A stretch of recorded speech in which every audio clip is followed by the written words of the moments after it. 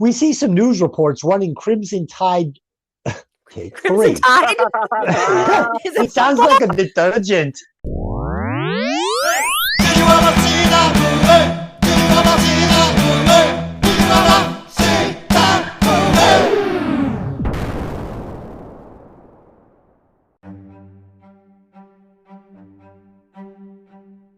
As a quick disclaimer, Dylan and I were both sick with COVID while recording this episode, but we pulled up our bootstraps and we got it done for you guys. So I implore you, give us a break on this one. Cut us a little slack. Welcome to Hey, Did You Ever See That Movie? I'm your host, Des, and as always, I'm joined by my lovely co-host, Lynn. Fear is not an option. And backed by popular demand, the podcaster with an opinion, Pat. Hey. All right. Today, we will be reviewing the 1994 action comedy True Lies, starring Arnold Schwarzenegger, Jamie Lee Curtis, Tom Arnold, and the great Bill Paxton, written and directed by James Cameron. As always, this podcast will be full of spoilers. So if you haven't seen the movie, go see it, then come back and listen to the podcast. But before we get into it, let's run the trailer.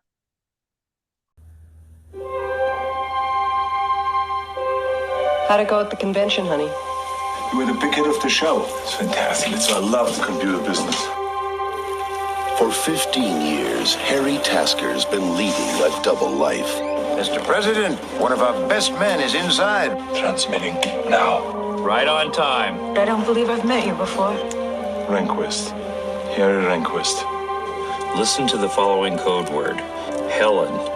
Helen. Now, they're about to collide. What's your exit strategy? I'm gonna walk right out of the front gate. May I see your invitation, please? Sure.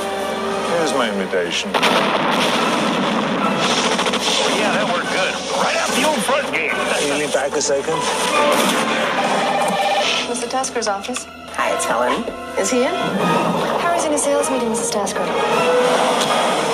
It's not like he's saving the world or anything. See, this is the problem with terrorists. They're really inconsiderate when it comes to people's schedules. Could you press the button for the top floor, please? Hi, Helen. Harry forgot something back at the office. Whenever I can't sleep, I just ask him to tell me about his day. 6 seconds and I'm out. Maybe it's just that you're not in touch with your feminine side. Harry! What were you doing here? You wouldn't believe me if I told you. You know what this is? It's a snow cone maker. Is it a water heater? From James Cameron, director of Aliens and T2, Arnold Schwarzenegger. It's a Soviet Mirv 6 from an SS-22N launch vehicle. I married Rambo. Jamie Lee Curtis. Have you ever killed anyone? Yeah, but they were all bad. True Lies. What can I say? I'm a spy.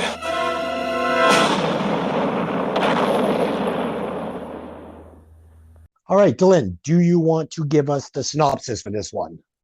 Absolutely. Harry Tasker appears to be a dull computer salesman, but in reality, he is a highly trained government spy for the covert Omega sector. He's on the trail of stolen nuclear weapons and the terrorists that have them when he discovers that his wife, Helen Tasker, is having an affair with a mysterious man named Simon. Harry uses the resources available to him as a spy to track down this man and realizes his wife is frustrated with what he thinks is their boring life. Can Harry find a solution that will make Helen happy while keeping the country safe? All right, we're going to find out. So before we get started with this, I've got some fun facts and some, things we always go over at the beginning of the podcast. Fun fact number one, my middle name is in fact Simon. Something maybe neither of you knew. I knew. You did know. And another fact, usually when we start these off, we talk about what other actors were considered for the parts. And in this one, there actually was no other actor considered for the part of Harry Tasker, as Schwarzenegger was actually the brainchild for this movie. He saw a foreign film called L.A. Total, and it's a French film. And it gave him the idea for this. And he called James Cameron and he kind of pitched him his idea. And Cameron wrote this movie and it became what we all watched. And I thought that was pretty cool. The rest of the characters were pretty much what James Cameron envisioned. Maybe not Tom Arnold. At the time, he was blackballed in Hollywood for his troubled relationship he was having with Roseanne Barr. He couldn't get work. So they took a shot on him. And Arnold didn't want Jamie Lee Curtis for the part of Helen because he was very friendly with her father, Tony Curtis, and saw her as more of a niece and thought it would be very uncomfortable kissing her. And he was 12 years or tenure, but James Cameron really wanted Jamie Lee Curtis, and Arnold said, all right, let's do it. So that's pretty much the actors and how they were brought into the film. And I'll give you some of the awards it got. Jamie Lee won both the Golden Globe and the Satellite Award for Best Actress. James Cameron won the Saturn Award for Best Director. James Bruno won the Satellite Award for Best Special Effects. And this movie had so many different nominations. I didn't even want to list them all, but let's just say it was like really well received in Hollywood. And at the time, as I'm sure you both probably undug, this was the most expensive movie ever made with a price tag of $100 million. And the last little fun fact I have is that Arnold had top billing written into his contract for this. But James Cameron realized that this was more a movie about a marriage than being just completely an action movie. And he asked Arnold if it would be okay if he gave Jamie Lee Curtis top billing. And he said, okay. And Jamie Lee said, quote, that's a real mensch move. Yeah. So that's all I have for that. Do you guys have anything you want to Doug? Any little fun nuggets? No, not really. I'm not surprised that Arnold was the only one cast for the movie. He seemed very fit and well-written character for him to play. Agreed. I could see this. I mean, we're going to get into it in this opening scene. This movie very easily could have also been played by, I mean, just in my opinion, like any one of the James Bond actors would have been fine. I could have seen a million different people in this part, but Bruce I'm glad. Willis. Yeah, Bruce Willis. Absolutely, Bruce Willis, no question. It's actually funny because, and I'm not trying to jump way ahead, but at the very end of the movie, there's a scene where they're laughing and stuff, and it's so dorky, and Arnold is just like, ah, like making this face, and I'm like, oh boy, it was like, who else could have done this, please, but I in doing my research, I realized it was all written for him. I was like, okay, well, I guess he was meant to do it. But well, what's funny is, and again, this is for my final thoughts when I give my rewatch score, but this movie with any other actor is a different movie, and probably for the better, but I'm not so sure, and we're going to get into that. Well, I think on a note, his accent is perfect for this role because he's an international spy. Yes. So he can pull off everything he pulls off through this movie, mostly just by sheer personality. We open up with a shot of a dock with footprints leading off to the edge of it into the water, and a mansion set in front of the Swiss mountains. And we see we're at a black tie event that's heavily guarded. It's obviously invitation only. Then we're going to see a scuba diver cutting an underwater fence with a torch. The scuba diver breaks through the ice, and now inside the compound, we meet Harry Tasker, played by Arnold Schwarzenegger. He makes contact with his partner, Albert Gibson, played by Tom Arnold, who's parked in a surveillance van outside with tech specialist Faisal, played by Grant Haslow. So, Pat, what'd you think of the opening scene? The first thing I did notice was the ice he breaks through actually looks like real ice. Yeah. It doesn't look like fake Hollywood ice. So I had to think to myself, was it really ice? I can't see Arnold pulling that off. Interestingly enough, it was super cold in this party scene. I'm assuming most of this is all shot that same time. And there was no heat in the mansion. There was no heat anywhere, and it was super cold. And they were actually giving the extras $50 extra for doing these parts because it was so cold. So it is possible that was real ice. It certainly looked it. Yeah. I thoroughly enjoyed the way he infiltrated, and it had to be Hollywood only to where he could pull off that wetsuit, have And a the tux shirt is underneath it, perfect. and look absolutely perfect. Only in Hollywood does a spy have that kind of getup. I had the exact same thought. He pulled this skin tight wetsuit off, and the shirt was perfectly pressed. Perfect, not a wrinkle. I'm like, where did he get that fabric from? This movie, asks you to suspend your belief, about 500 times. And, normally that's a problem for me in movies if they start becoming like, over campy parody movies like Hot Shots. But for this movie, it didn't bother me at all. And it's the exception, not the rule. Gotcha. Did you have any more thoughts on the first scene? No. Okay. All right. Not. So this next scene, we're going to find ourselves at the party. We get Harry doing all sorts of spy stuff. He's stealing files. He's hiding right in plain sight. I mean, he's a gigantic man. Speaks 4 or 5 different languages. Yeah, speaks 4 or 5 different languages. He's basically going out of his way to meet everybody at the party.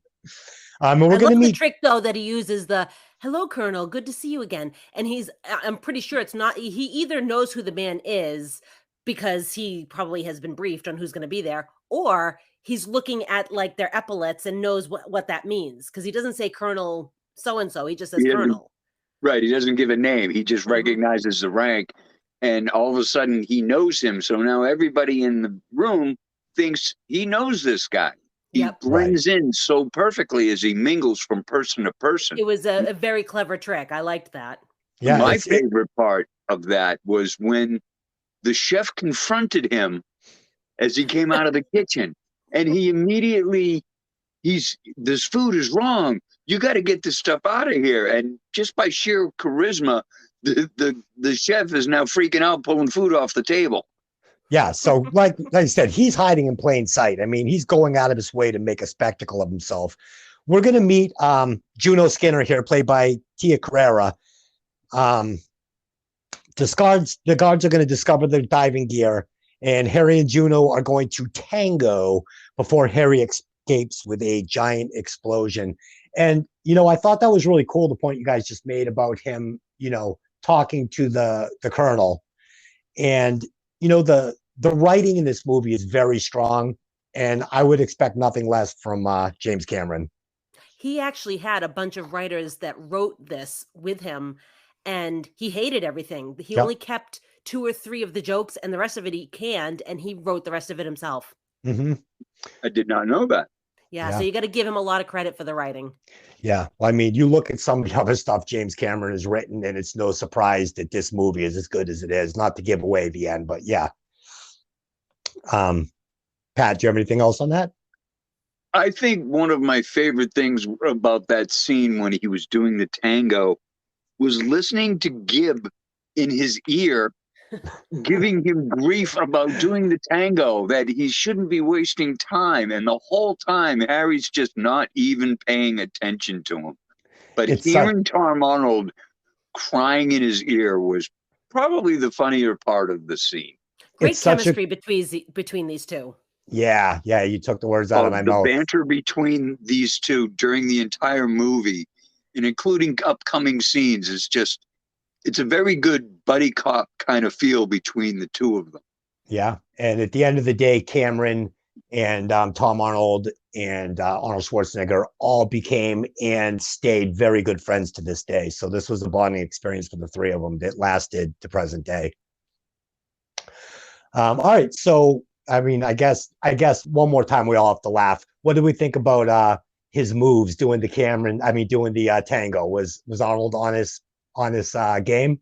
So they say that he spent like 6 months and he training for the movie, and it wasn't training for stunts. It was learning to do the tango because he wanted to do it just as good as Al Pacino did in Scent of a Woman.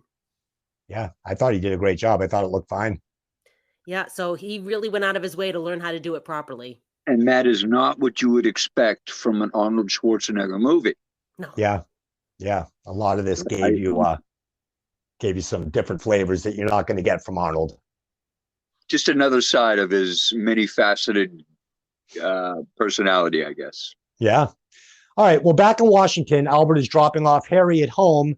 He's giving him all of his IDs to go back to being Harry Tasker. He's got a gift for his daughter, Dana. And, he's setting him up to go back into the house. He gives him his wedding ring back. And in the morning, we see Harry is totally out of touch with his family. Here we meet his wife, Helen, played by Jamie Lee Curtis, and his daughter, Dana, played by Eliza Dushku. And we're going to get Albert coming by to pick Harry up for work. I get the impression here that Harry is really, he's a bad husband.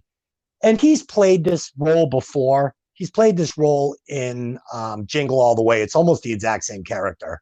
Oh, you can depend on me. I'll be there. And, we're going to see Dana throw the snow globe in the trash. She doesn't care. She's done taking his, gas station presents when he comes back.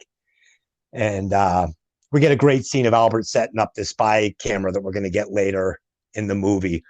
What did you guys think about the character building here? Start with Delyn. Honestly, I feel like you really can see the setup for how Helen feels about the marriage.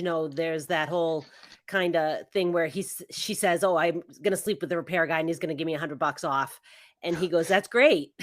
Yeah. He's not even listening. Not completely checked out. The daughter's not interested at all. She's, jumping on motorcycles and heading off with her boyfriend, after, and I don't know if you were going to talk about this, but she steals the money out of Gibbs' wallet. Yeah. So, yeah. Pat, that's where she's at. And she's like 14. So yeah. Pat, what'd you think about the character building here? I thought Helen was portrayed as a very stereotypical suburban housewife. She's doing her chores. She's talking about the house. Harry's indifference when she makes the comment of saving $100 by sleeping with the repairman, I thought was really funny. She puts that line out without even breaking stride, and Harry doesn't even pick up on it. So that made me laugh. Made me laugh too. What I like about what you just said about, her being just, coming across as kind of like your stereotypical housewife is, her character arc throughout this movie is going to really evolve. Like by the end of this movie, she's a completely different character. And Absolutely. I enjoyed it. And Jamie Lee Curtis, man, what a strong woman. And the character is a strong woman.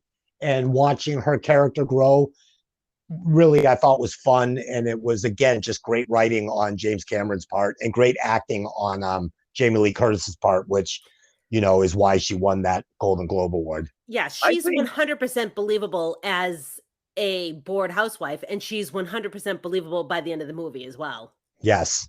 Yeah, her evolution, I think that's why her character was so, I don't know, it was filmed very, not to use the same word, but stereotypical. She seemed just like your average housewife, and they really played on that. Mm-hmm. So that by the end of the movie, you can see the absolute amazing transformation from Helen in the beginning to Helen and her alter ego at the end. And it was just so perfectly put together with the way it was written that it was so easy to understand and follow and believe that this is possible for her. Do you mean Natasha? No. Doris. Yes, we'll get to that. I didn't want to use the name to create a spoiler, but I wrote the note many times how she wanted it to be Natasha so bad. I love that. And she was so upset when it was Doris. You could see in her face it was hysterical. Oh God! All right, so next scene we're going to get into the headquarters after walking through a front company, which is the computer sales company that Harry supposedly works for. Harry and Albert go through a really cool tech-filled entrance with a heavily armed secretary. I love how she grips the gun as they're coming through the thing, because it's like she's ready. She'll cap both of them. Like she's not scared. Hell I yeah! had to make a note about how happy she was at her job because she looked so enthusiastic. She couldn't have looked more unhappy sitting at that desk when they showed up. Oh no, it was great. And she's got that secretary look. So seeing her holding that 357 Magnum or whatever it was great. I loved it. And I love the eye recognition and we're going to get some of that Total Recall skeleton X-ray stuff. I mean, it's all in there. The tech was very, very acceptable. It wasn't beyond belief kind of tech. Oh, we're going to see that $100 million price tag in its full glory throughout this movie. This is a freaking awesome looking movie. All right, so they're gonna go into the Omega sector, the last line of defense. This is where we're gonna get a briefing from Spencer Trilby, head of Omega sector, played by the great Charlton Heston. You made him like a Charleston Chew for a second. He is there. a Charleston Chew. to get such a great name from the past to come and play this again, it's pretty cool because he's a great actor. And you know how he's got the patch on his eye? Yeah. It's because they hadn't put that in the script. He showed up and he had pink eyes, so that they threw it over his eyes so you couldn't see it. You're kidding me. That's what it says. Oh, now, I mean, great. it's on the internet, so it must be true. Yeah. I mean, course. A patch over your eye can't be good for pink eye, but you think you'd want to air that sucker out. All right. And here's where we're going to get our first hint that Juno is connected to a terrorist group. And then we're going to get a quick cut scene where Helen's telling a coworker that basically Harry bores her to sleep at night, telling her about his day.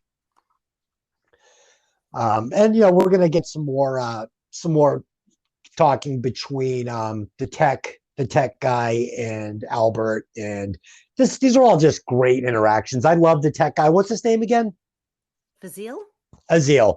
He's or Fazil with an F, I think maybe. Yeah, Fazil. They don't say his name a lot in the movie, but he's funny. I think he's really great in the part. And again, his interactions with Albert and Harry are really good. I enjoy it. The banter between the three is very well written. There's a scene where Harry's coworkers, Gib and their tech boy, do their little tango in the office to remind Harry of their last mission. And that's the kind of thing you see with coworkers joking and busting each other's balls. And I thought that was very, what's the word I'm looking for? It was fun. It was a fun scene, but it was also something you might expect to see amongst characters like that. Yeah, and I think without those little scenes and all that, this movie isn't as good as it actually is. You know what I'm saying? It's little comic relief scenes like that make the movie as entertaining as it was. It's the bells and whistles. It really is. All right, so next we're going to go to the art gallery. Harry's in the back of a limo, and Albert's briefing him on the party he's going to be playing where he goes in. He's going to be posing as head of an art consulting company, and he's going to check out Juno, basically. And he goes into this art gallery, and, Juno greets him, and they're walking through looking at a bunch of different pieces of art. And in this scene, you're going to notice that big guy that he's going to have to fight with in the bathroom. He's actually there working, loading stuff up. And you'll notice a lot of the Crimson Jihad heavies are all in there working. So I thought that was interesting.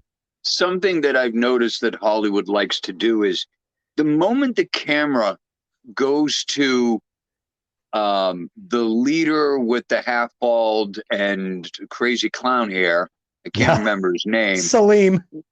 When the camera goes and shows those three characters watching Harry walk by with Juno, if you watch movies like we do, you have to know there's a problem with those three. They're not actual art dealership workers. Right. Well, they wouldn't give two farts in a high wind about Harry walking by with Juno. Juno just gave them crap for sitting around. But let me ask you this. If you've watched this movie a million times, I'm assuming, you never noticed them before, though.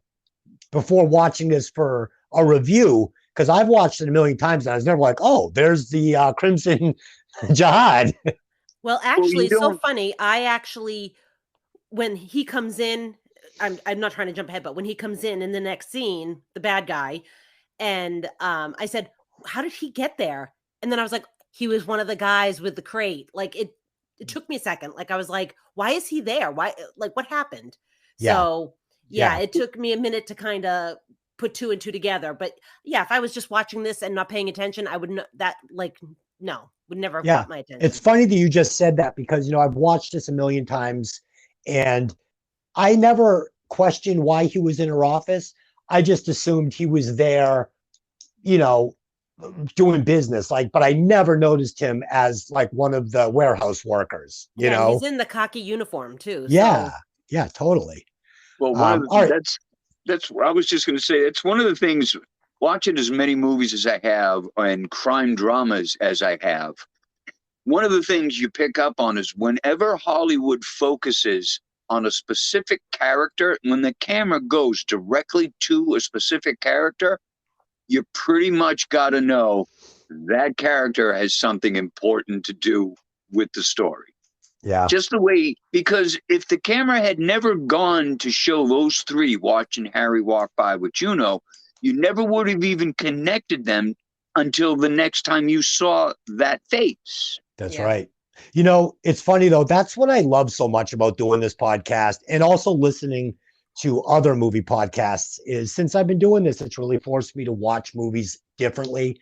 And I think I see them more now the way the director intended them to be viewed.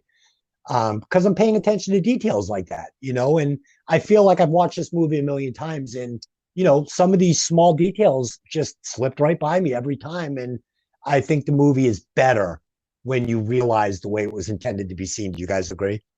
Absolutely. Yeah. Unfortunately, we're definitely in a place in our society where a lot of times movies become this thing where you just put it on, you don't really pay attention because we're looking at our phones, we're looking at our laptops, we're not paying attention anymore. Totally. So when you really take the time to pay attention, you do get more of what was intended by the people making the film. Yep. Agreed. 100%. All right. So the next scene, we already talked about it a little bit. We're going to be in Juno's office and here we're going to meet Salim Abu Aziz, played by Art Malik, who I believe is from England or something. He's from London, yeah. From London, and he was broke. He was looking for work, and they were like, "Hey, you want to do this?" He was like, "Yeah, sure. I could use a paycheck," so he did it. And plays a great bad guy. He does, and I made a note about that. He is, again, like we've seen in a lot of other movies we've done podcasts on. He's one of the reasons why I think movies like this do so well is because you love the villain. The villain is one of those characters you love to hate. Never mind the fact that he's got crazy clown hair and psycho eyes. Oh, so bad. So this scene, he's going to get pissed at Juno because, he can see that Harry is probably not what he's portraying. Trouble. And he says, we're under surveillance. You don't even know it. You're so stupid. You're flirting with him. And we get some racy lines here, like a whore, and he slaps her, and then he slaps her again. Oh, he backhands her twice, and it's like, wow, you really love to hate this guy. Yeah, but she takes those shots, though. I'll give her credit. The money must have been good. She takes those shots, and she looks at him like, I think Juno's a bit of a badass here. Dylan, what'd you think about it? Being a woman. Yeah, I mean, honestly, I never like to see a woman getting smacked in the face like that. It's kind of a bummer, but she's also put herself in bed with very bad people. So yeah, that's right. I mean, I'm not saying she deserves it or anything like that, no.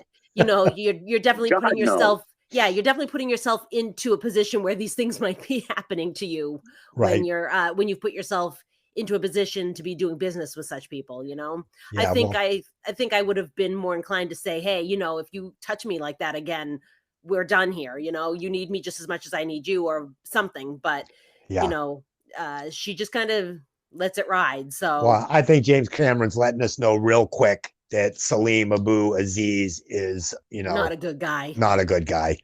Yeah. All right. So in the next scene, Helen calls Harry to make sure Harry will be home for his birthday dinner. He says, "You can count on me," and that is right out of Jingle All the Way. I mean, again, this is the same character. They're calling back on like some exact lines out of that movie. We're going to get and by the look of Dana, we're going to get the idea that he's let them down so many times. She knows he's not coming home for dinner. All right, so next scene, Harry and Albert are followed by Salim and his gang. Harry lures them to a mall bathroom. Not sure this is where I mean, he's got the upper hand. He's leading them around. Is a mall where you want to bring them to the bathroom? What do you guys think, Pat? I think the mall bathroom, might have been just because he needed someplace close and accessible. You can't really fight this guy in the middle of the street. You got to take it somewhere to where you've got some kind of privacy, which is one of the reasons why I think when they get into the bathroom, they're not alone. There's an old guy on the toilet.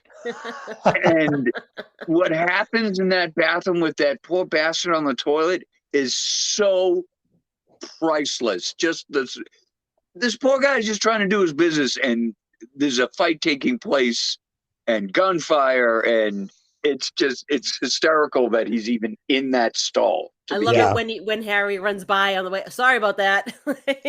I love it. And he's going to use that surveillance camera with the cigarettes in this scene, which I thought was clever, and it gives him the upper hand. That was very well done. Mm-hmm. And the big guy he fights, that guy is considered the Arnold Schwarzenegger of his native country. It slips my mind where he's from, but he's considered the Arnold Schwarzenegger, like the action star. He was a beast. Beast. And he was a beast. Yeah, and it's a great fight. And, there are lots of bullets shot. And at the end of the day, there is no way that old man is in Swiss cheese. Oh, I agree. Or it's not. But it's a lot of fun for sure. Also, this has. I'm sorry. Go ahead. I was just going to say it's one of those Hollywood extreme movies to where it's funny how things take place, and the consequences are not what you would expect. Yeah, no doubt. That old man surviving that encounter, and when he stands up and you see him shuffle his steps to the edge of where the door is open, and his pants is still around his ankle. I couldn't stop laughing. That was so funny. I loved it. Lynn, did you have any final thoughts on this scene? Yeah, so I didn't realize that this was a thing, but I guess in a lot of James Cameron films, you find a dangling fluorescent light. Like there's there'll be an action scene, and then there'll be the dangling fluorescent light, and it's in the bathroom in this scene. And it was I was watching for it, and there it was. And I was like, oh my God. So I guess in Terminator and all those other movies, you'll see the dangling fluorescent light, and it's like a James Cameron thing. Interesting. So in the next scene, we're going to get the chase between Harry and Salim. Harry's going to chase Salim through the streets, first on foot and then on horseback versus street bike. But Salim gets away by jumping from building to building. Again, just a massive suspense of disbelief. Oh yeah. But I love it. It's a great scene. It's a lot of fun, and it's funny in this scene. Schwarzenegger almost died, or at least was seriously injured. Yes. When they shot the scene, the horse stopped short, and they had about a 30 or 40 foot drop in front of it, and he slid off the front and almost fell over. But the stuntman saw this happening and actually grabbed Schwarzenegger at the last minute and saved him from falling that 30 to 40 feet. Yeah, that's crazy. That entire scene, from the moment he takes the horse from the cop and chases Salim on the motorcycle, it's one thing to see it happening in the park, and it becomes a Hollywood extreme when they go through the lobby of the hotel, in the elevator, around the corner, and into the elevator. First the motorcycle, and the horse. I love the old guy. That's a beautiful animal. Oh, you had to write. You had to write something that would make you laugh, because it's one of those things where, like you had said earlier, it pushes you to the point where you're like, really? Is this actually happening? Yeah. But it works for the movie entirely because it is what I would call a Hollywood extreme movie. Yeah. This borders being a like Hot Shots, like I said, like a parody movie. And but it works. I mean, if it didn't have $100 million price tag, it probably wouldn't have worked. But they're saying, hey, suspend your disbelief, and I'm going to give you a scene that's going to freaking blow your mind. I'm like, okay, delicious. Exactly. You know? And I want to take this opportunity to ask, on the roof, when Salim is on the bike and he jumps off the building, you, Des, having a motorcycle background, is that even remotely possible? Because that looks like an awful big distance. No. Even though he was jumping to a building that was lower. Yeah, no, he would have hit that safety glass and shot right over the handlebars. The bike probably would have made it about 6 feet off the building, and he probably would have made it about 12 feet off the building and fallen to his death. But it's funny to watch the bike do it, and funnier to see, because I had to make a point of this, and it was even funnier to watch Arnold almost actually believe he could make that same leap on the horse, but the horse was having nothing to do with it. Yes, and it's funny. And in real life, a horse will not do something that will put itself in danger. If it's running to a cliff, it's not just going to jump off the damn cliff. It's going to stop short. So when Arnold goes flying off the horse and dangling from the edge of the building on the reins, was just, at least it added a sense of reality to the fact that there's no way that bike was making that leap. But the horse was smart enough to not even think about it. And then Schwarzenegger looks at the horse and says, "What kind of a cop are you?" Great line. That is the perfect ending to that scene. And the horse looks away. Look at me when I'm talking to you. But what's funny is, like in Indiana Jones and the Temple of Doom, I want to say that's one with Short Round. Yes. Okay. So they're in the plane and Indy pulls the raft and he inflates the raft and they all get in this raft and jump out of an airplane and land on a mountain. That no, I don't want that. Would have spun in the air and dumped them out 100 times. Even if they landed perfectly, they would have all been broken into a million pieces. It's not like they're landing on an airbag. Yeah, no. And I'm not going to excuse it, and I don't want it. And it was part of that movie that I hated. But in this movie, they're going to do that 1,000 times, and every time I'm like, oh yeah, cakes and pies, give me more. I don't know why. I think it was just the way it was put together.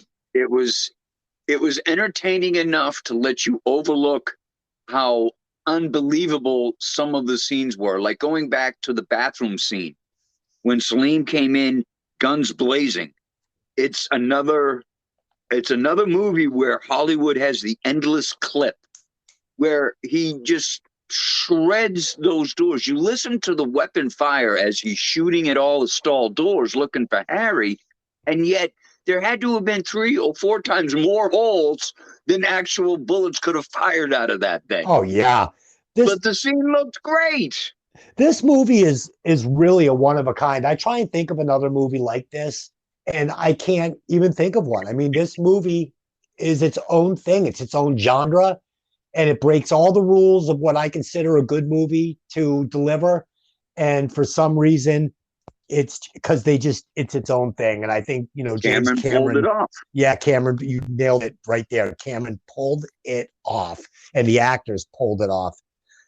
So the next scene, Harry returns home late after missing his birthday. And, Helen's sitting there and she's used to it. And, it's sad. He's a piece of shit, right? He's not a good husband. Not a good husband. All right. So back at headquarters. I like that she gives him a little squeeze on the hand and his hands hurt. Yeah. But he's got no one to blame but himself as things start to unfold here. So back at headquarters, Harry recognizes Salim on a computer terrorist list. By the crazy eye, P.S. Yeah. It's the closest to crazy eyes. Yes. I hate to interrupt this. I have to stop because I'm looking at my notes and I want to go back to Harry running the horse through the hotel. Yeah. And one of my favorite parts of this movie is when the band is playing, the saxophone player watches as he's playing the motorcycle go by. And then when he turns and he sees the horse and the sound he makes from his shock and surprise on that saxophone has to make you laugh. Yeah, it does. Oh, that's funny. I didn't even, I didn't even write that down, but you're totally right. Oh God. So he recognizes Salim as the guy he chased the night before. And this is the first we hear of the Crimson Jihad and Salim's alias, the Sand Spider. And he says, why is his name the Sand Spider? And he says, probably because it sounds scary. Because it sounds scary. Oh my God, that was so well written. And for a guy that doesn't write comedy, man, James Cameron just killed it in this one. And that kid pulled that line off perfectly. It's no so hesitation, absolute sincerity. It was priceless. And there's going to be some lines we're going to get in this movie, specifically by Tom Arnold, that, you know, the writing's okay, but his comic timing is what makes these lines like, mwah, so good. Do you have anything else to add on that scene, Lynn? No, I'm good there. Okay, so the next scene we're going to get is Helen's office. Harry is going in to ask her if she wants to go out for lunch because he knows he dropped the ball missing his birthday dinner. And he's going to catch Helen talking to her mystery man, Simon. And for me, this is where the movie really starts to pick up steam a little bit. You know, we're going to get some great characters, and this is where the movie starts to pick up for me. Yes. And he's setting up a lunch date, and Harry is devastated. You know, he leaves. Absolutely devastated. Yep, he leaves, and he's going to try to confide in Albert, but Albert's just going to start, you know, ribbing him about it. You know, he's welcome to the club, pal. Gib was horrible. This is not the way you talk to a friend who just found out his wife was cheating on him. He's acting like it's no big deal. And Harry looks like he just lost the puppy in the street. Yeah, so but we have to talk about the ice cube tray comment. You know, when he says, "What sick bitch takes the ice cube trays?" because his ex-wife had done that. Roseanne did that to him. Yes. Okay, I did not know that, but now that I do, that line's even funnier. Yeah, because Cameron heard him say it, and he wrote it in because he thought it was hysterical. And that's brilliant. And Albert's going to deliver a line here that's a little more on the serious side. That's going to really make us start to feel for Helen, and I think it's also going to start making Harry see that, you know, he's pushed her into the arms of another man. He says, you know, she's flesh and blood, pal.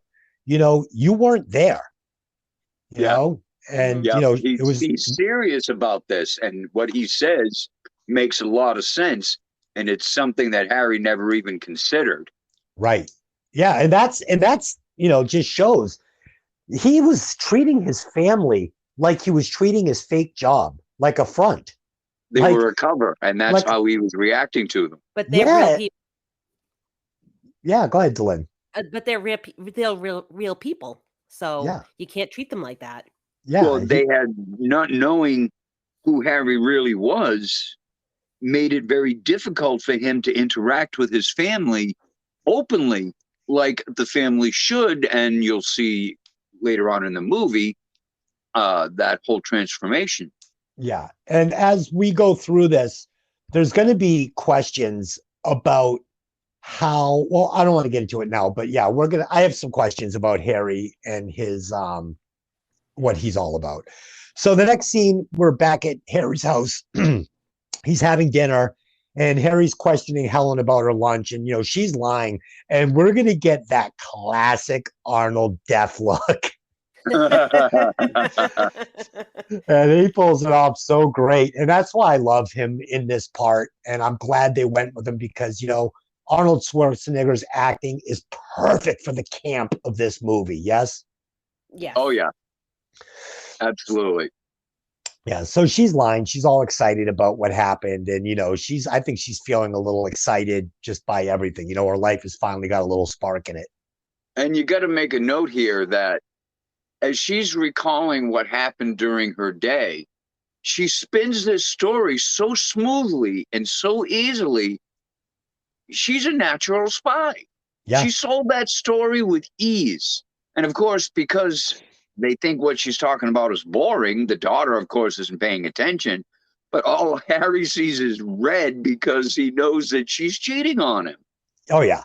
And the daughter is completely checked out in the family and in the movie. I mean, she was barely needed in this movie. I mean, yeah, she's going to give I us the did not final like her scenes. character at all. I Nor didn't did like I. her from the very beginning. Neither did Who I. wears a hat indoors? Yeah. Come on. The grunge look, the shirt tied around the waist, the combat boots. I'm like, Yeah. oh my God, where did this girl come from? Yeah, I Didn't like the didn't character. I didn't care for the character either, to be honest with you. And I didn't think she acted it particularly well. But I mean, she was fine. It was kind of like last week with The Crow. We had the same idea with a kid in the movie, and she was fine. She was fine, but it wasn't a great performance. And also the fact, I mean, you can't, a great performance. The character was just very sparse. There Yeah. wasn't a whole lot to it. Yeah. She was very unlikable. She was very distracted from the family. And I think just like with Helen in the beginning of the movie, being the very straight-laced stay-at-home mom, the daughter's character was both characters, the entire family flipped come the end of the movie. And I think that's why they wrote the character the way it did. She was so polar opposite from beginning to end of movie. I think it was necessary that she was the way she was in the beginning of the movie. Well, what's funny is, they were trying, and this is where James Cameron, he didn't drop the ball, the actors kind of did, and maybe the writing did a little bit too, was they wanted to show that arc for the daughter as well, but it just wasn't there. It just wasn't there. I was fine with the ending, and usually I wouldn't like an ending like this, jumping ahead. I'd be like, oh, give me a break. Everything's going to be so neat, but no, I was fine with it here. So the next scene, at headquarters, Harry tells Albert, he wants to wiretap Helen, and he does, and finds out about a lunch date between her and Simon. Later at home, Harry and Albert are going to plant the tracking device in Helen's purse. And I love the scene where he's walking the little dog in the rain. Oh, I know. Yep. Oh yeah, he was a little more than impatient with that little dog. But then again, that little dog was friggin' hideous. Oh, it was funny. He's yanking on that thing. I mean, that dog might have been Jim from Mike and Molly series, because that was just not a good looking dog. Same idea. Yeah, that was an ugly little dog, but I loved him. So next scene, this is a great scene because this is where we're going to meet the center of this movie, Simon. One of my favorite characters of all times, got to be like top 3 favorite characters of all times. Bill Paxton plays this to perfection. I love this character. So we're at a lunch date. Simon and Helen meet. Simon, played by Bill Paxton. They're in a restaurant in Chinatown while Harry and Albert listen to the conversation outside. Simon appears to be a spy, but he's taking credit for Harry's work. And, Albert gives this great line, I'm starting to like this guy, but we still have to kill him. You chased one. Something came over me. I just had to nail this guy no matter what the risk. Pretty hairy. I thought he had me a couple of times, but I really can't take credit. Well, why not? It's the training. It shapes you into a lethal instrument. You react in a microsecond without thinking. I'm starting to like this guy. Oh, we still got to kill him. I mean, that's a given, Yeah, so what do you guys think about this scene in the restaurant? Glenn. Sorry, I was blowing my nose. I'm back. So this is a great scene because you can tell how much Helen is excited by this and she was into it and she wants to do this. But I think at the same time, she's conflicted because, is she doing this because she's not looking to step out on Harry? Like, we No. all think that she's been having, quote unquote, an affair. She's never been looking for an affair. No. She's Agreed. looking for the excitement. So there's there's a conflict here because Simon is just looking for an affair. Yeah, I don't think that Helen really knows what she's looking for. I just think that she just wants to break the routine. Bored. Yes. She's bored. She's bored and she's looking for excitement. So, but I don't get the. I'm sorry. I was just going to say I don't get the impression either that she's looking to cheat. Yeah, no, I don't think she's ever looking to cheat. I think she's just looking for some excitement, and this guy offers it to her. He's looking for the hookup. She's not. And of course, Gib and Harry in the truck with the one-liners and the laughing. It's amazing. It's great. Yeah, it is. And, the banter between Harry and Albert, again, I could just watch it all day. It's freaking perfect. It's just so good. Yeah. I think the funniest part I enjoyed about the scene in the restaurant was how overplayed Simon did his character. I mean, Bill Paxton did a great job as Simon, but Simon was like really shoveling the shit heavy when he was talking about how he may have to leave and were you followed, and Helen was just so excited by what was going on that she's not really picking up on the fact that this guy is so full of shit it stinks. Oh yeah, the plates clatter and he jumps and reaches for his gun. He did it. He played it so comical that you loved the character, but he played it so over the top. And what's funny is Helen doesn't pick up on that. But yet Gib and Harry are listening to all of this, and they're picking up on how full of shit he is immediately. But this is the thing about the character, okay? So yes, he's playing it over the top as the spy, but in the next scene, which we're going to go to right now, we find this is Simon, because we're now going to see him. Well, I'll just take you into the scene. So we're in the used car lot now. We get Simon driving back to work, listening to the BJs in an old Corvette, and Harry and Albert tail him there. And Harry is going to pretend to be a potential buyer for the Corvette. And they're going to go for a drive. And again, this is probably my second favorite scene, if not the better than the last one, because for me, it's all about Simon. And he is so animated and so full of shit and so over the top. This is who this guy is. The vet gets him wet. What about their husbands? Dickless. If they took care of business, I'd be out of business. She could suck a golf ball like a leaf blower. I mean, this guy's out of his mind, and I love him. Over the top. Yeah. So go ahead, Dylan. What did you think of this scene? Oh, he's just absolutely amazingly terrible, which is what makes him so wonderful. It's like just every little stupid little nuance you can throw in to a dirt bag, So good. And he's basically climbing all over Harry. He's got his head on his shoulder. It's just great. And Harry is getting so fired up, and he is. They have a hot dog together, and he lets him in on his little scam that he's running, inadvertently telling him, what he's got planned for his wife. And on the way back, Harry has this fantasy about punching him in the face, and it's a pretty brutal scene. Yeah, it is. everything that leads up to that scene when Harry drives them back, just listening to Simon describe his wife to Harry, you could see, I mean, if Harry looked like a thermometer, it'd be like those cartoon thermometers that gets higher and higher and higher and higher until it explodes. Yep. The look on his face, if looks could kill, that was the look. Oh yeah. And Simon just went on, and it led up to the fantasy of Harry punching Simon while driving. And if the first time you see this, you're like, holy shit, he punched him. And then you realize it's just what he was doing in his head. Yeah, the first time I saw this movie, it's a great mislead because I was sure that he had knocked him out. I'm like, oh, that's the end of Simon. But, we find out it's a mislead and Simon's fine. And we get some great driving, the stunt man rips that thing into that the was parking awesome. lot. Yeah, it's amazing. Right back into that spot like a glove. Yeah, you were made for each other. I've got other buyers, sure, but I like your style. I freaking love. He was just the salesman's salesman. Yeah. So next scene, we're going to get Harry asking Albert for today's transcripts. They're driving around and Albert's left a page out. And, Harry insists that he have the page by punching the window out. And I love Albert's. So funny. He's like, okay.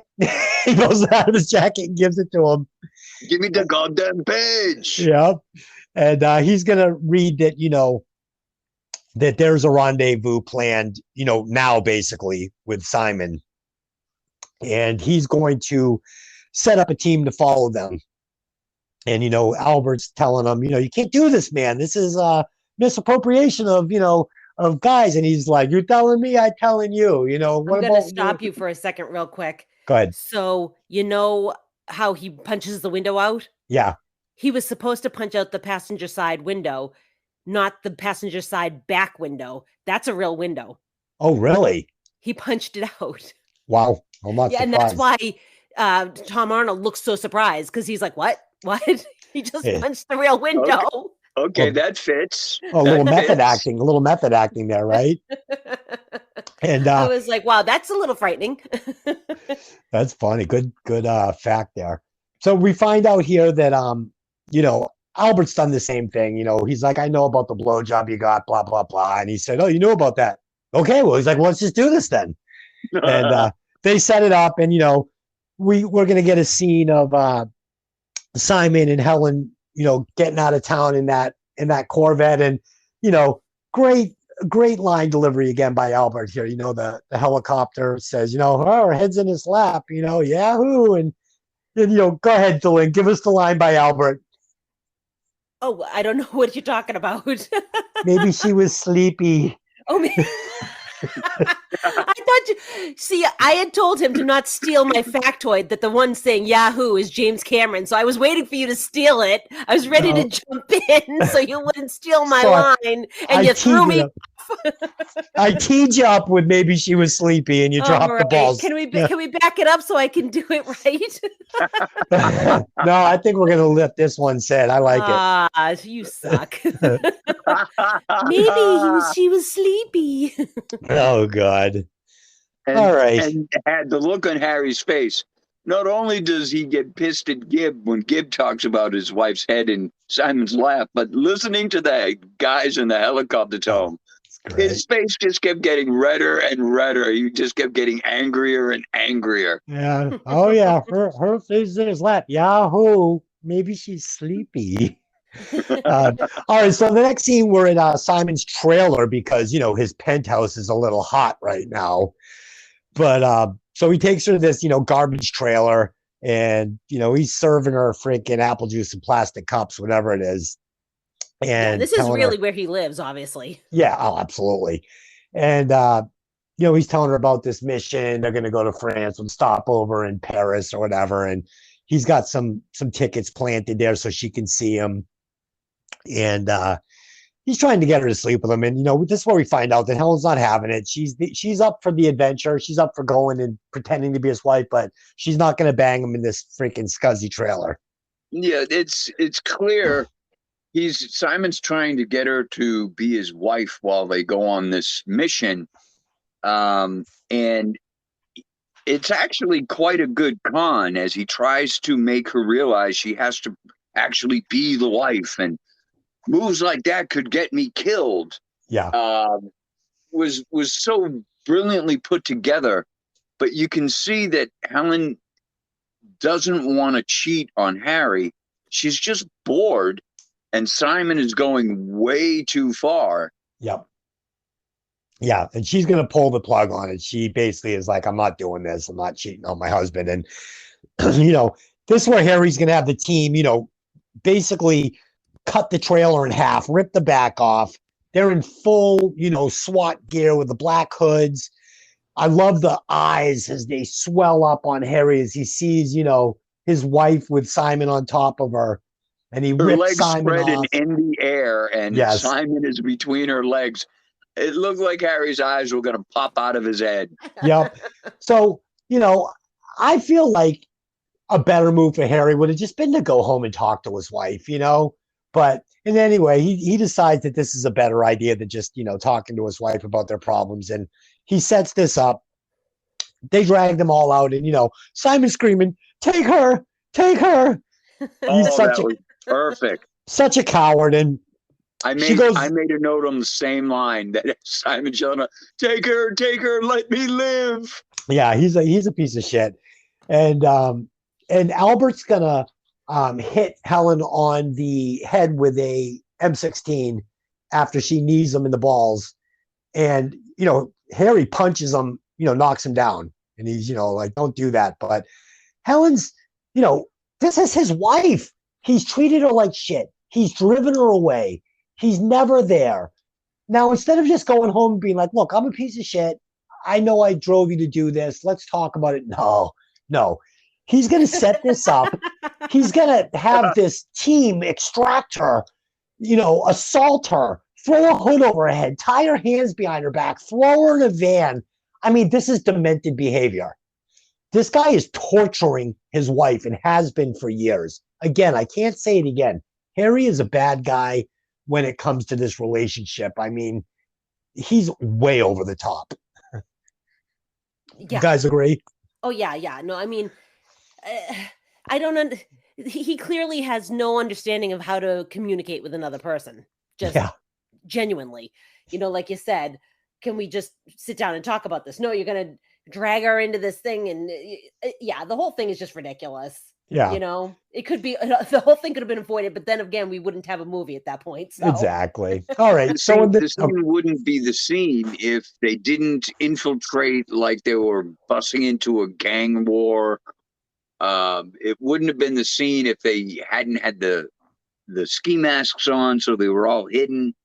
Yeah. They're extracting and kidnapping Helen and Simon. It's just, and even that scene and the interrogation room that comes up next was way too extreme. It's your wife who's sleeping with a schmuck. Yeah. At least that's what he thinks. He doesn't even know that they've been sleeping together. This could very easily have just been discussed over dinner. And, he now knows that she is, looking for excitement and stuff. This has been his wife for, we have to assume by the age of the child, at least like 17 years. I think they say at some point 15 years or so. Okay, so this is your wife for 15 years. You see that she's bored. Yeah, I mean, he has to assume she probably hasn't slept with Simon yet because he kind of led on to that, in the car ride at the shop. He could have gone home and been like, listen, need to know basis. It's time I'm a spy. He's going to give her a little excitement. Oh, I'm married to a spy. He could start coming home and telling her about the missions, apologize. He could blow Simon out of the water. He could have been like, this guy's a used car salesman. He's a scumbag. He's lying to you. But no. He's going to chance that she's going to fuck this guy in a trailer, set up this, I mean, it's not going to happen. This is stupid. But again, with this movie, I'm only down on this because I'm reviewing it and I have to be. But in the spirit and the fun of the movie and watching it, no. I love it. Give me more. I mean, the misappropriation of funds that is happening here. For his wife having an affair. Oh my God. Like Tom Arnold said, you're pulling guys off of an active site, you're using a helicopter, you're doing this, you're doing that. Now you've got her at home base and you've got her like in an interrogation room, like, holy crap. But none of this has ever entered my mind while I'm watching this movie. While I'm watching this movie, I'm like, oh yeah, definitely. Perfectly reasonable reaction. Definitely. All right. You So actually applaud the entrance of Harry and the assault team. When they come bursting into the building, you're like, all right. Yeah. And you still, and again, it's a little character building on the part of Helen because, she's not taking shit. She takes Albert down and gets away. Yeah. So that's hysterical. Yeah. She's not just Sally Housewife. She's got something, extra to give this character. And a great ending to that scene as from a helicopter view, you see Gibb bent over, his hands between his legs, walking from beside one of the truck, and all you hear is "son of a bitch." That's right. And that makes you laugh because he's the one that took the direct shot to the nads. Yep, that's right. All right, so next scene, we're in the interrogation room, and I love this scene, man. The banter between Albert and Harry and between Albert and Helen is priceless stuff. This is just comic gold. So they're in the interrogation room. Harry and Albert are interrogating Helen and give her a fake mission to try and, give her a little excitement in her life. But again, here's where we're going to get Helen. She's going to pick up the stool. She almost makes it through that window. Yeah, she does a good job of it. Yeah, but there's some great lines here. So, Pat, I want to pass this off to you because I know you love this shit, he's not exactly ringing your bell these days, is he? It started to get very comical because he starts asking questions that Helen starts to realize has absolutely nothing to do with Simon. It's now personal, and making comments like you said, he's not exactly ringing your bell. And she's like, what the hell is going on here? Yeah. And then she starts coming through the window with a chair. He finally looks at him and he goes, maybe she's telling the truth. Yeah. And let me ask you both, do you guys feel like Helen deserves better than Harry? I mean, initially, yes. I think that once he gets his head out of his ass, they're a good match. He is psychologically torturing his wife. I mean, come on, guys. I mean, that's just Friday night. I mean, Des, I gotta say, you're taking this hatred towards Harry to an extreme. He has Granted, torture is a pretty strong word. So after hitting her in the head with a machine gun, throwing the hood over her head, throwing her in the van, and now driving her to an undisclosed location in a concrete room behind a two-way mirror, being questioned by a man with a voice like this, and you'll be put into a prison for the rest of your life and your family will be killed. No, he's not torturing her, not at all. I mean, again, I love it. I never questioned it when I'm watching the movie, but for this podcast review, I have to ask these questions because it is a bit much. It's fucked up. It's fucked up. Yeah, there's no question. The interrogation was very extreme, because what it comes down to is, especially when they start asking personal questions. It's no longer. I mean, everything that's happening from the surveillance to the interrogation is all because Harry needs to know what's going on with his wife and another man. But let me take that a little bit further. It's also because Harry doesn't know how to communicate with his wife. Like, he just doesn't know how to communicate with her. He doesn't know how to ask her questions correctly. He doesn't know how to receive the information without it being through, a garbled voice and, under the lights, because this is all he knows. He's a spy. This is his life. So this is how he does it, because this is all he understands. Yeah, he could have just gone home and been like, do you still love me? Can we make this thing work? So he doesn't understand how to have an actual conversation with her. And I think that also changes. He also grows through the movie. And it's like, yeah, I'm getting a little deep for True Lies. I know, like, that's not what this movie's about. But when we're asking these questions, I feel like he is a little bit emotionally immature. Oh, definitely. And, he has to learn a little bit more about how to not be emotionally immature and grow a little so that he is actually the equal of his wife. Right. And so right now, you got to remember, Helen's only experience with being a spy is what just happened. She went to Simon's. This team breaks in, cuts the trailer in half, abducts him and her, and now she's in this room. At this point, I'm thinking she probably does not want to start a career as a spy. And Harry is telling her either you're going to be a spy or you're going to prison for the rest of your life. I mean, at this point, I don't feel like she would think being a spy would be exciting and fun anymore. I think she's probably terrified, just wants to go home and just start baking cakes again. But of course, she accepts the fact that she now has to work for them. Yeah. There's no alternative.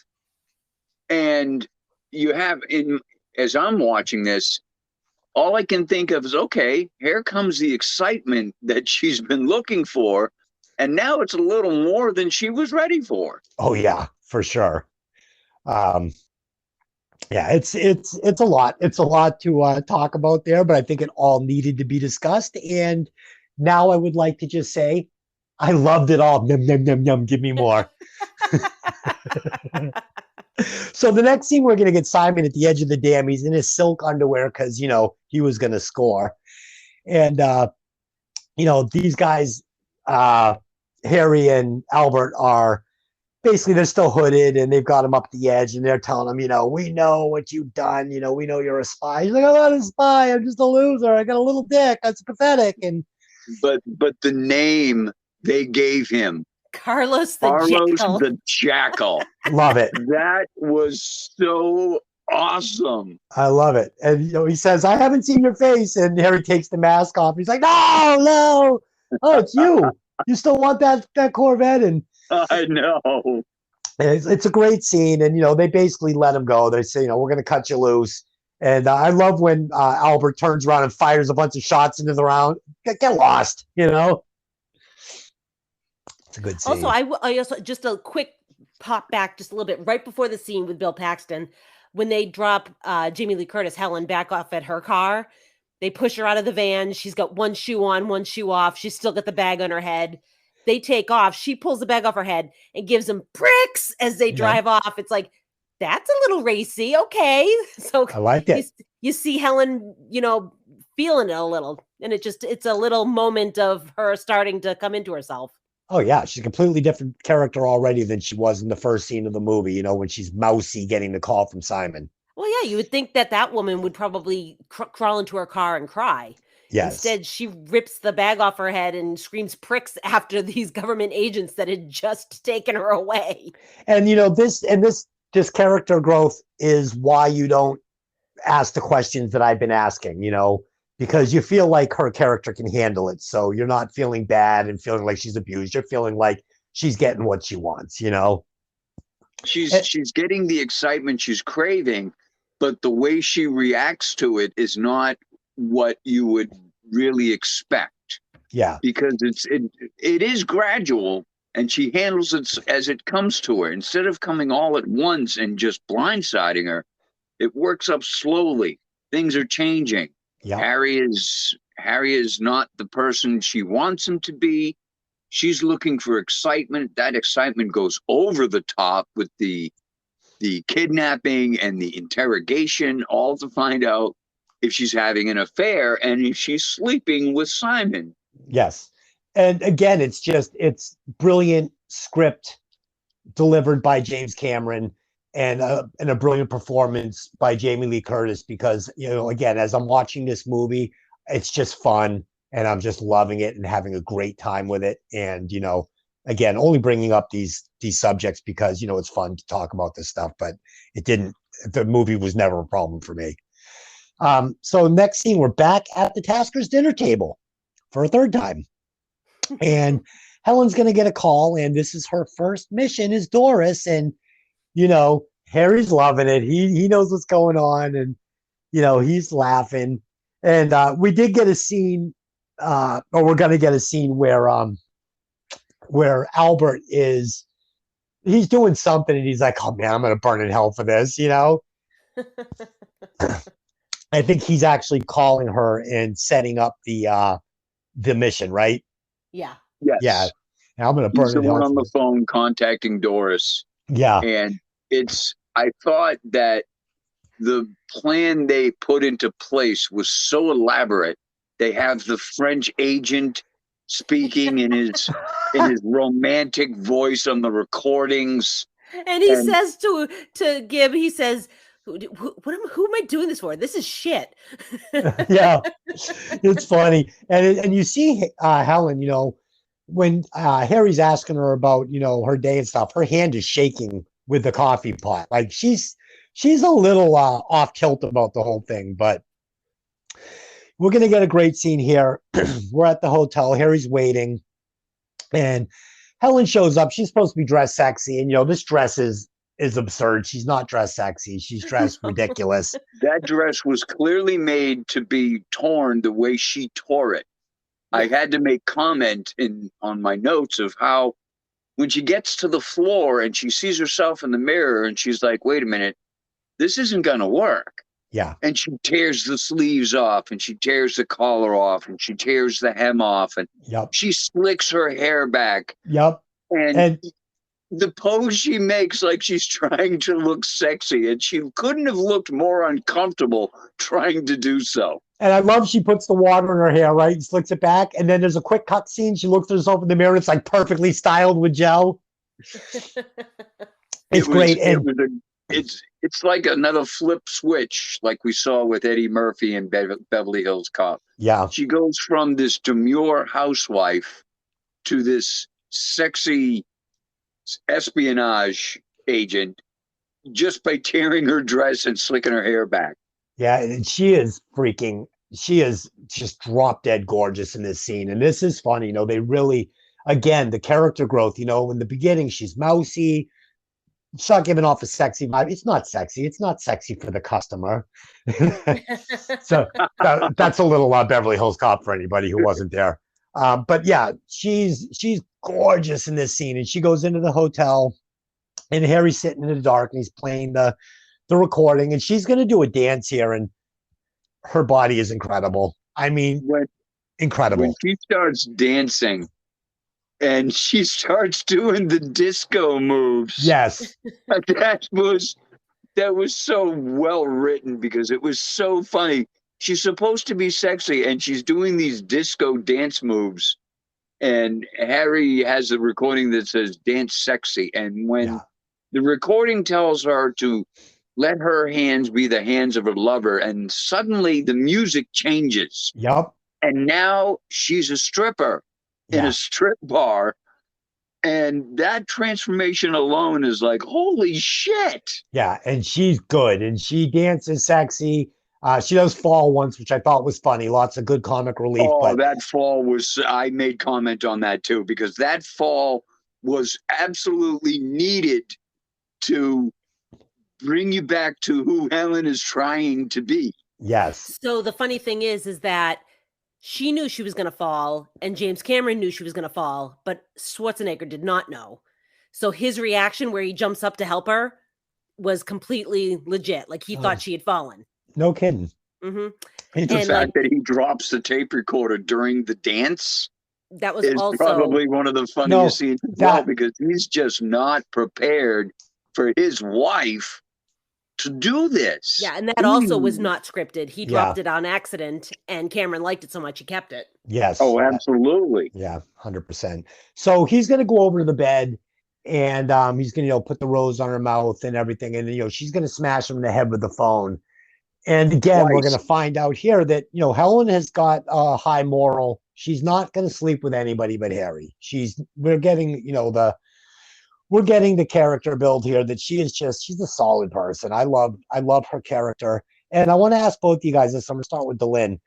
Do you think if she hadn't hit him with the phone, Harry was going to reveal that he was a spy, he set this all up, and and he was going to actually have the conversation with her there in this romantic hotel setting that he should have had with her 5 scenes ago?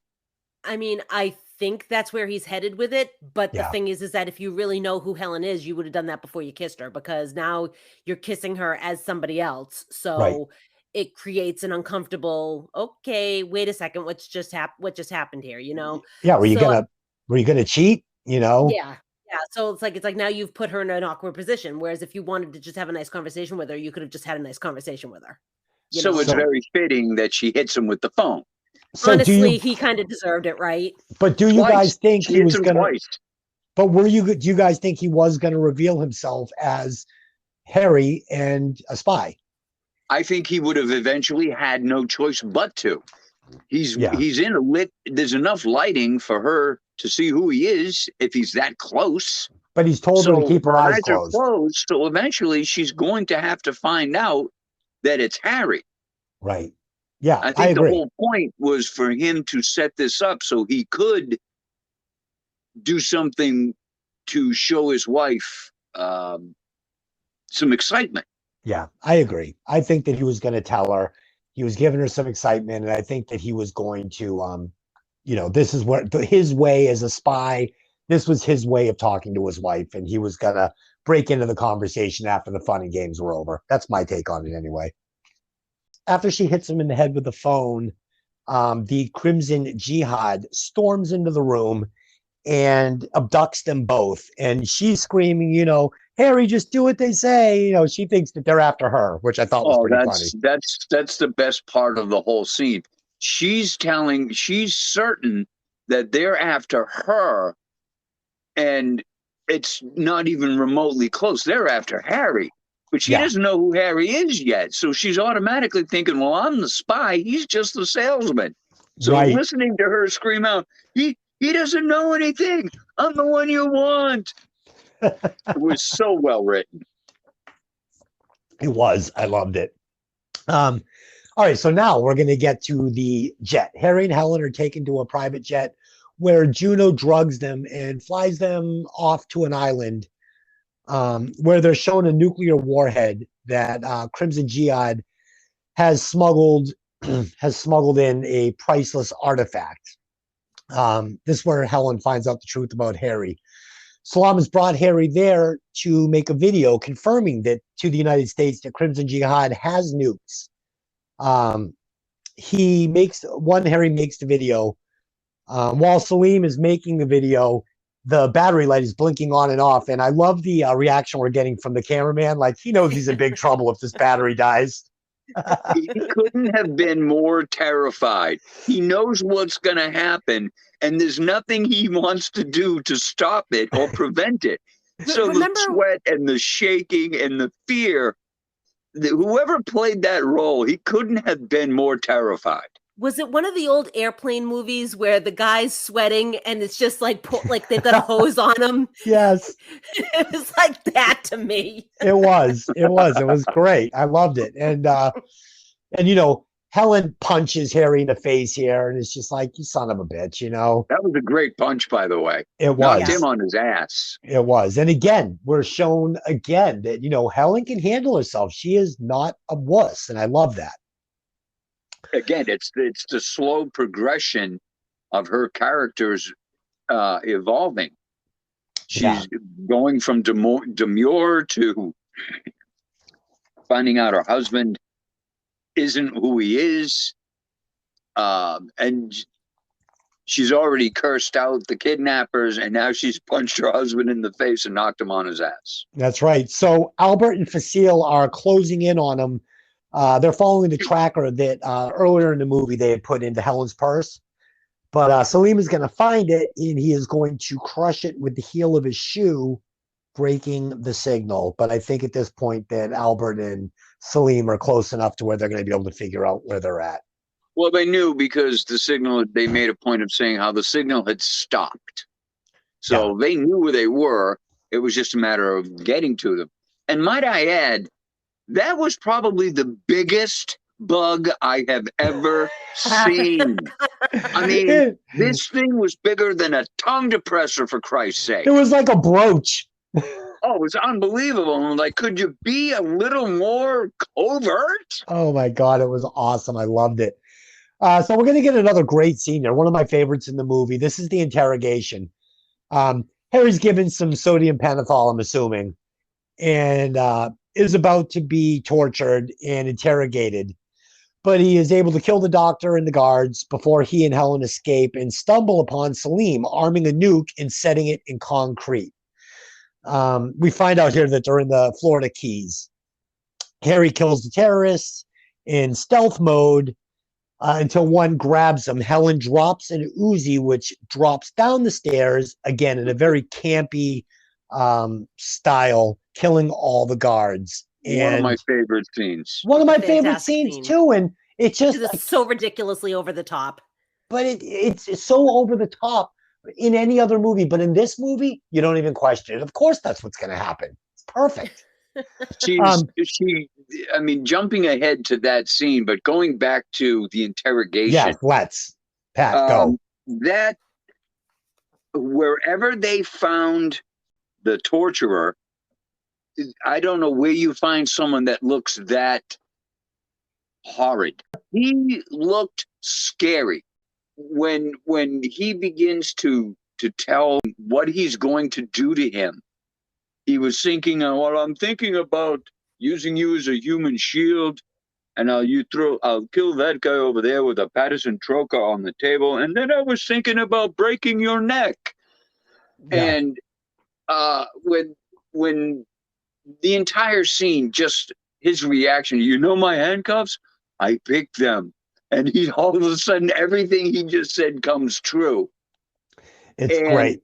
the look on Helen's face as this all takes place, she's like, what the hell's going on here? Yeah. And when the sodium pentothal is kicking in, did you ever kill anyone? Yeah, but they were all bad. Yes, And but they were all bad. are we gonna die?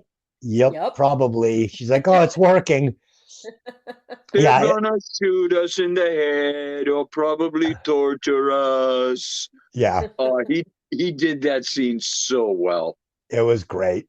And I do take a little. I know, again, suspension of disbelief.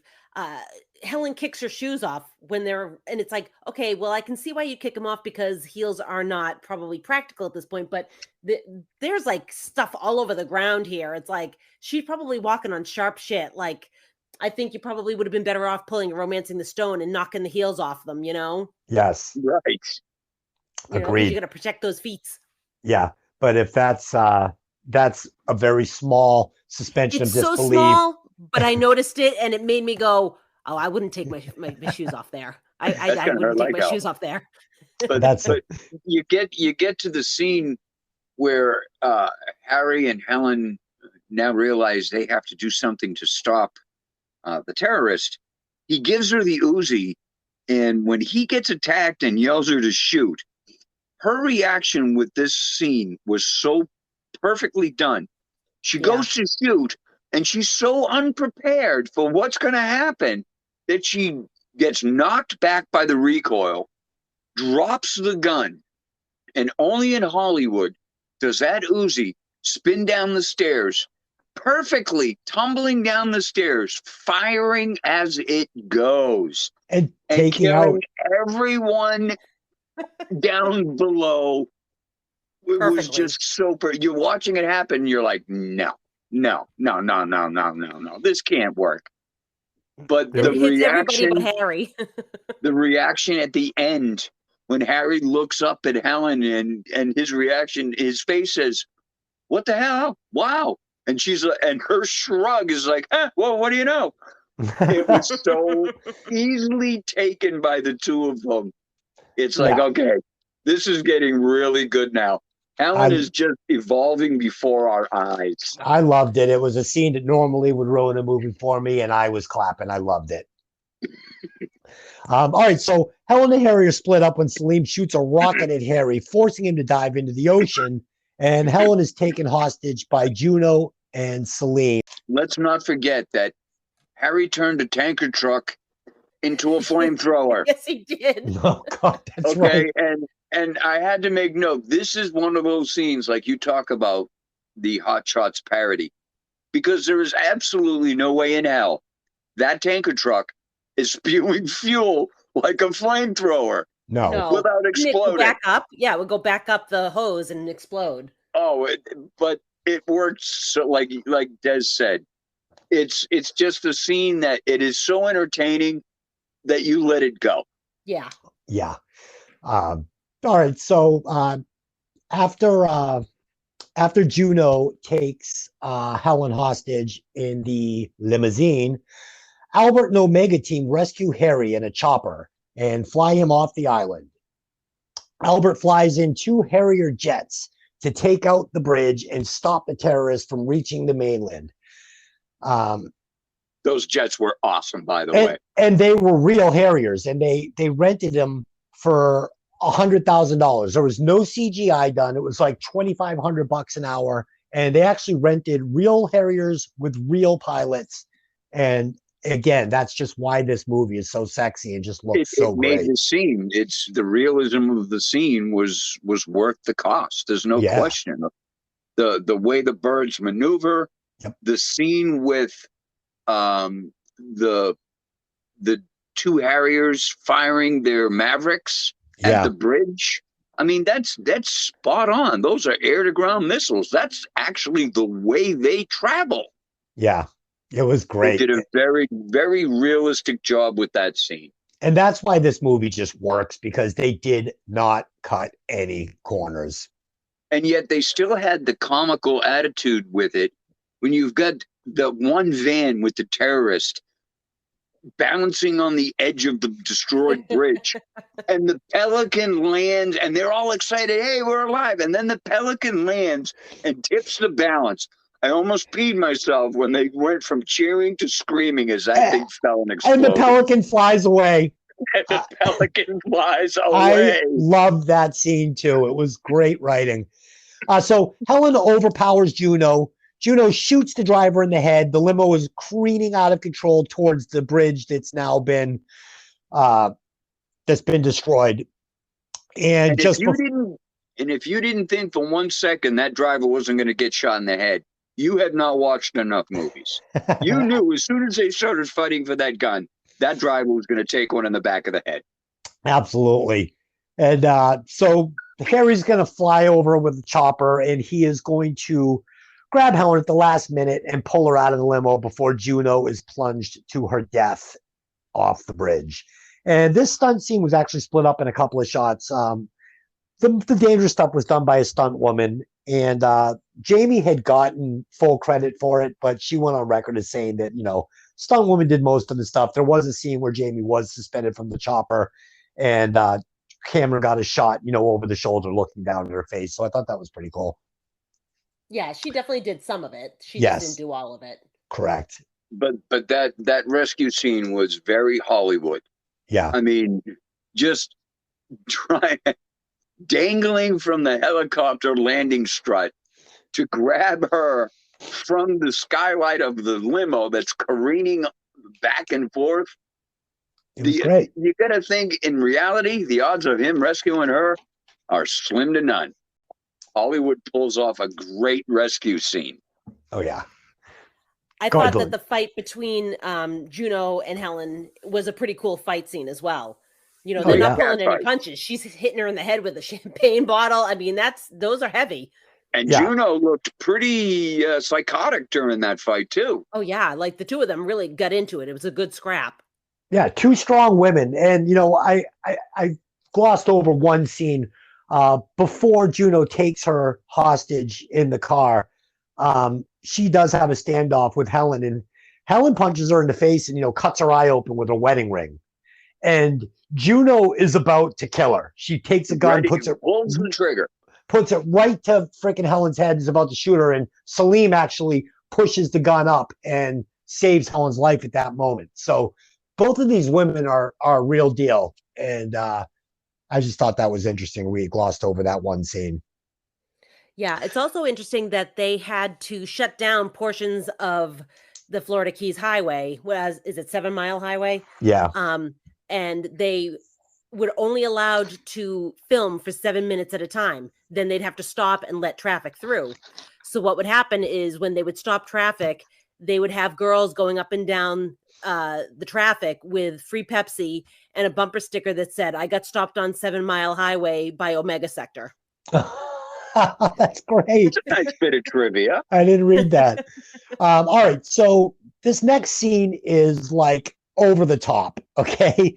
Helen and Harry are going to have a romantic moment kissing while a nuclear explosion goes off in the background behind them. Come on. Again, only in this movie. Any other movie, I'm rolling my eyes. Only in Hollywood. I mean, we're not worried about, the other people on the island, nuclear fallout, the wind blowing radiation. No, this is just, look at that lovely glow behind them as they kiss. Thank God they've repaired their marriage. Forget the fact that it's a nuclear bomb has now gone off in the Florida Keys. I love it. Nom, nom, nom, nom, give me more. So Harry's going to learn here that Samil has landed on a rooftop in downtown Florida on a skyscraper, and he has Dana held hostage. So Harry's going to commandeer one of these Harrier jets and head off to rescue her. And again, Albert delivers a great line is Harry is, crushing police cars and struggling to get this thing in the air. He says, like a bicycle. That's the trademark Tasker takeoff. Oh, I love that. Sure, somebody's going to sign for that. Oh, I'll sign for that. Oh, I'll sign for that. that whole scene with Harry getting into the Harrier and taking off slowly and destroying things, and it's great. And he starts to rotate it, and Gibbs like, I think maybe we should take cover. Yeah, I love it because at first he's kind of playing it off like, no, he's got it, man. There's hundreds of hours in the Harrier. That's a typical Tasker takeoff. Yeah, I think maybe we should run for cover. It's great as he finally gives in to everybody. He's like, all right, look, this guy shouldn't be in this plane. And there's a great scene where there's a great scene that we also glossed over. We're just talking about the Harriers because they were so great. Where Harry and Albert are flying in a chopper and they're going to rescue Helen. And the two Harriers go flying by the chopper, and it's a real scene. And oh man, you couldn't have got that with CGI. Couldn't have got it with beautiful CGI. Yeah, that was a great scene. Yeah. All right. So next scene, we see a news reporter running. Some news reports running. Take two. We see some news reports running Crimson Tide. Take three. Tide? It sounds like a detergent. Is it football? We see news to scrub. All right. So we see news reports running Crimson Jihad threats before Salim with a nuke. Start over. Just clean it up. Start it over. We see news reports running threats.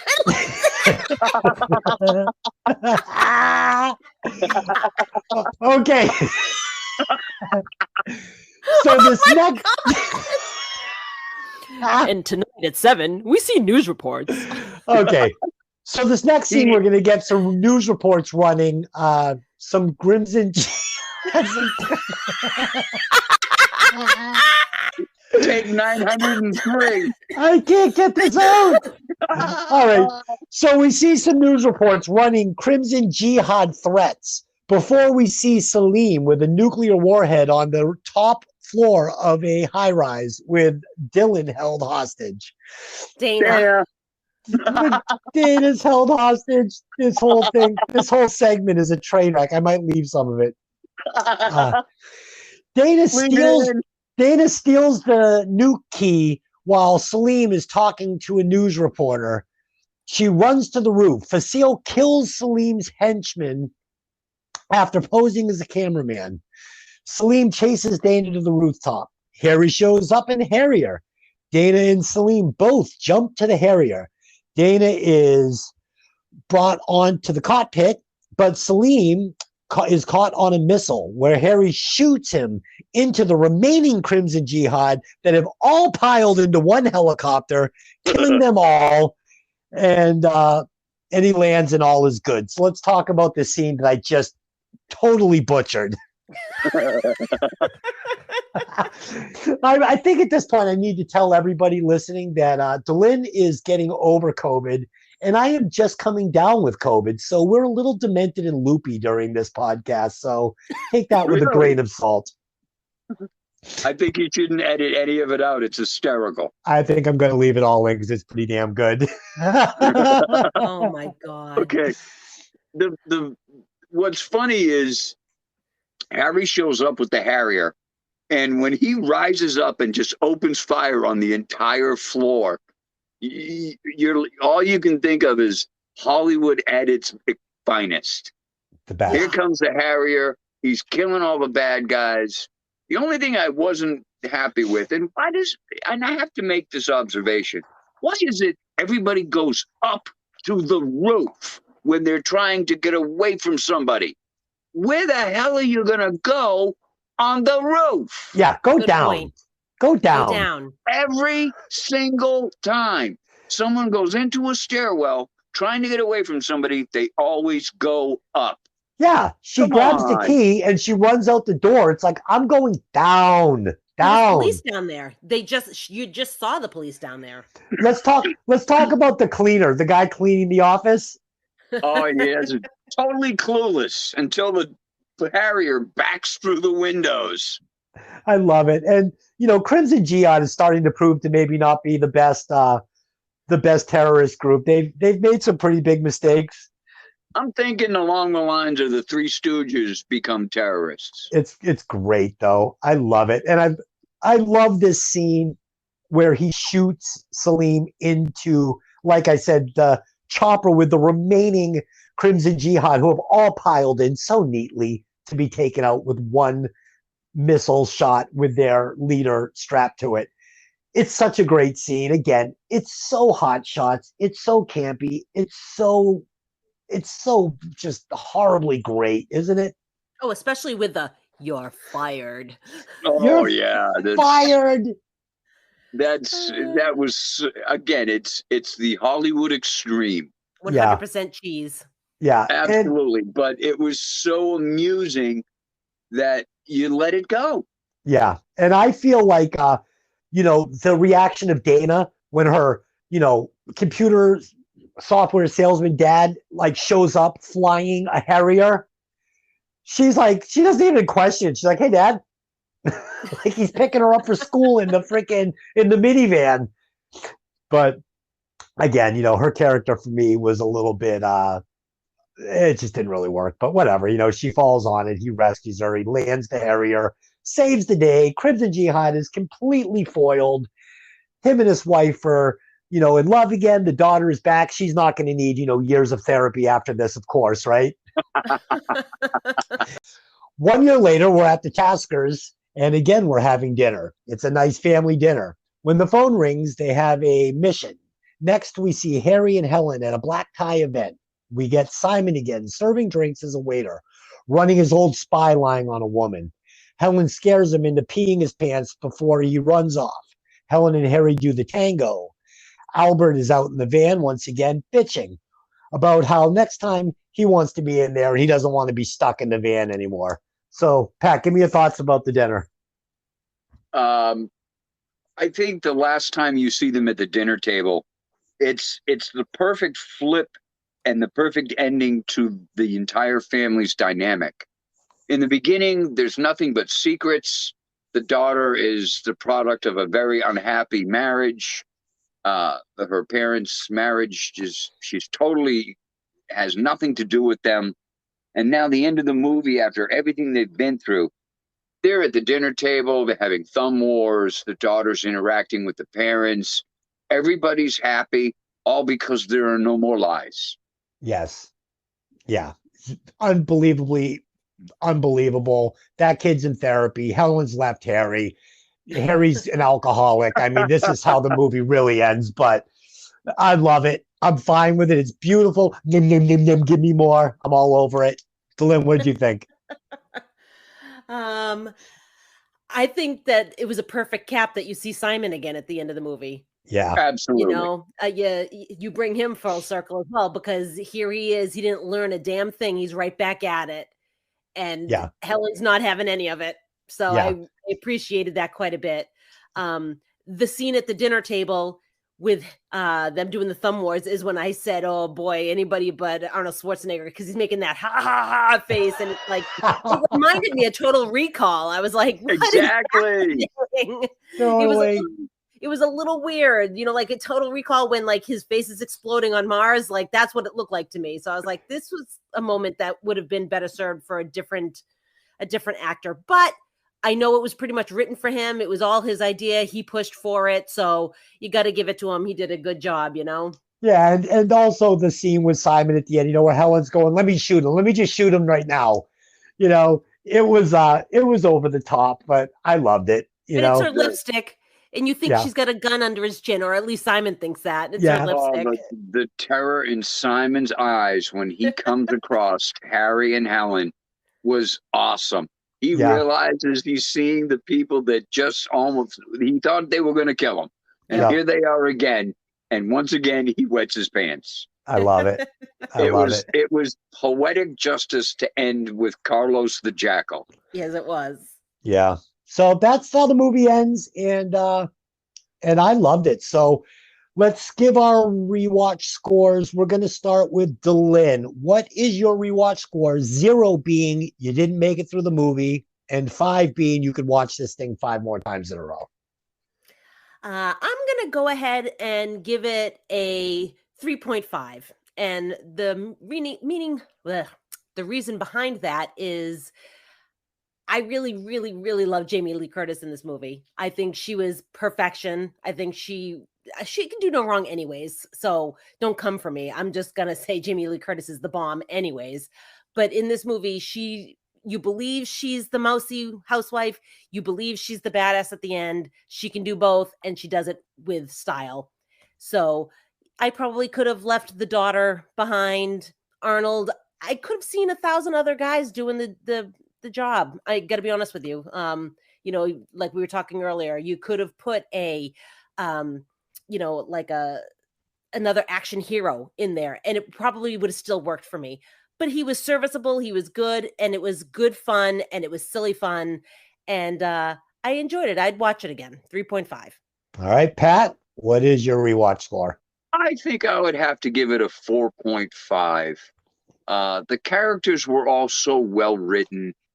The character interactions between Harry and Gibb, simple lines like when Harry is going to lead the terrorists into the bathroom, he lights the cigarette and coughs, and all you hear is Gibb say, "Dickhead," and Harry's response, "Blow me."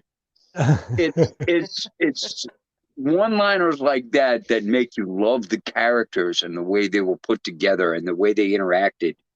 The evolution of Helen from being the demure housewife who's bored to getting involved with someone just for the excitement, not really looking to cheat on her husband. She's just bored. And all of a sudden that boredom is gone and she's thrust into Harry's life of espionage. And her character evolution was pretty spot on perfect from beginning to end. I think Tom Arnold was probably one of the best or my favorite characters. He was always unhappy about being in the van, and ending it with him complaining in the van while Helen and Harry are doing the tango. As soon as the tango music starts, you had to know that it was going to end with Gibb being in Harry's ear, bitching and complaining. Yeah. All right. So, Pat, you're at a 4.5. All right. Yeah. So, my final thoughts on this and my rewatch score. I usually do not like movies that ask me to suspend my belief 100 plus times in 90 minutes and that are littered with way over the top parody scenes that, that will rival a movie like Top Secret, which I hated. I've already said that a few times. Or Hot Shots, But for some reason, this movie, it didn't bother me at all. In fact, I loved it. This is one of my favorite movies in this genre. I can watch it over and over and over and over again anytime it's on. And I was going to give it a perfect 5 rewatches, but Pat, you talked me off the ledge. I can see why you went 4.5. I think Delin is insane at 3.5, but that's okay. And I'm not gonna abuse the Deza sliding scale tonight and shoot over 5 to give this a perfect score. With Delin's 3.5, Pat's 4.5, and my 4.9. 4.9. This movie is going to come in at 4 3/4 rewatches. It's a damn good movie. And if you haven't seen it, what are you waiting for? Go see this movie. Guys, it was an awesome discussion tonight. It's always a lot of fun when you're on the podcast, Pat. And thanks. And it's always entertaining. You and I have talked movies for a very long time. And people have always enjoyed listening to the banter you and I have when we do this. So this is just a great way to let all kinds of people hear how insane we are. That's right. And of course, Delin, it's always awesome every week doing podcasts with you. I enjoy it, as you know. And As always, I want to thank the listeners for coming by and supporting the podcast. If you want to support us further, you can do that on the Anchor site. Helps us turn out better content for you. And we will be back next week with Michelle, where we will be reviewing what, Dylan? Starship Troopers. That's right, Starship Troopers, another Bornholm Good film. movie. So, yeah. So, all right, till next week, everybody. Hey, did you ever see that movie? We'll see you next time. Bye.